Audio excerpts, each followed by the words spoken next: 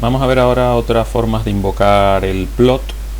Definimos los vectores que aparecen al margen, un primer vector X, vector columna con esas componentes, un vector Y, que es un vector fila, y después la matriz X, que es una matriz de 4 filas y 2 columnas, y la matriz Y, que es también una matriz de 4 filas y 2 columnas. Vamos a ir haciendo los distintos plots. Una primera cuestión es el plot de dos escalares. Entonces se ha abierto la ventana gráfica, voy a ponerla por aquí, y vemos que, bueno, en principio se supone que hay un píxel aquí en el 1, 1, pero bueno, es un único punto y prácticamente no se ve. Y bueno, la escala, el punto queda centrado en la gráfica. Si ahora hacemos el caso de plot XY, lo que obtenemos es eso. Eso es debido a que estamos representando, como Y tiene dos columnas, la matriz Y tiene dos columnas que se ven aquí, pues lo que se está representando es cada una de las columnas frente al vector Y.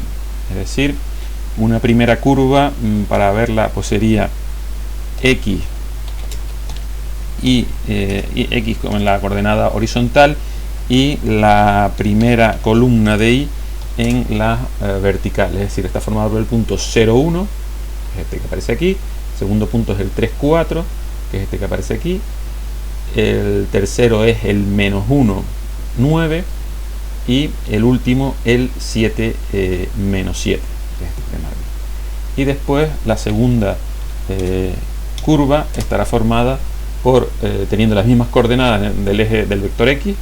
Las coordenadas horizontales siempre son las del vector X, pero ahora la segunda columna de la matriz Y, es decir, el 0, 4, el 3, 5, el menos 1, 1, y finalmente el 7, 10. Vemos que las coordenadas X siempre son las mismas. Aquí estos dos puntos, los primeros puntos tienen esta coordenada, los segundos puntos tienen esta segunda coordenada, que es la 3, después la coordenada menos 1 y finalmente la coordenada 7.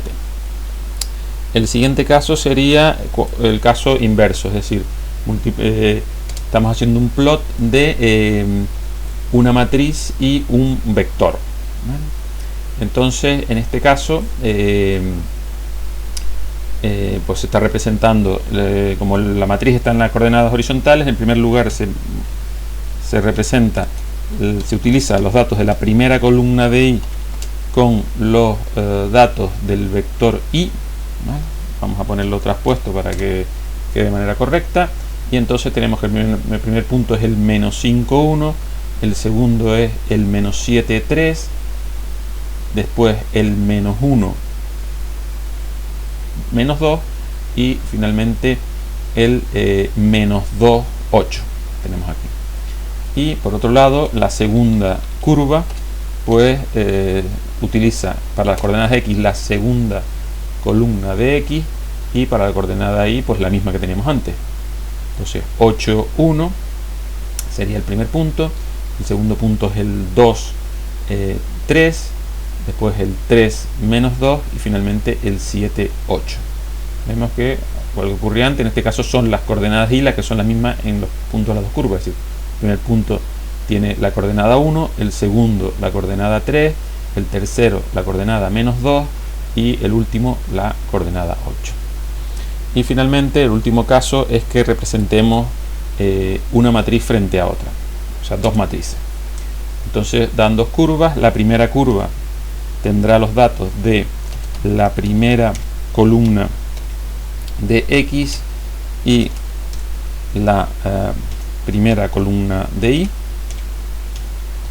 Dicho en otras palabras, se presenta la primera columna de Y frente a la primera columna de X, es decir, está formada por el punto menos 5, 1, el menos 7, menos 4, el menos 1, 9 y el menos 2, menos 7. Y en segundo lugar, pues una segunda curva que utiliza la segunda columna de Y frente a la segunda columna de X, es decir, el 8, 4, el 2, 5, el 3, 1 y el 710. ¿Vale? Bueno, en todos estos casos también resaltar dos aspectos. Cada vez que hemos hecho un plot, pues se ha borrado la gráfica anterior y ha aparecido una nueva, y en los casos que hay varias curvas, pues cada curva tiene un color distinto.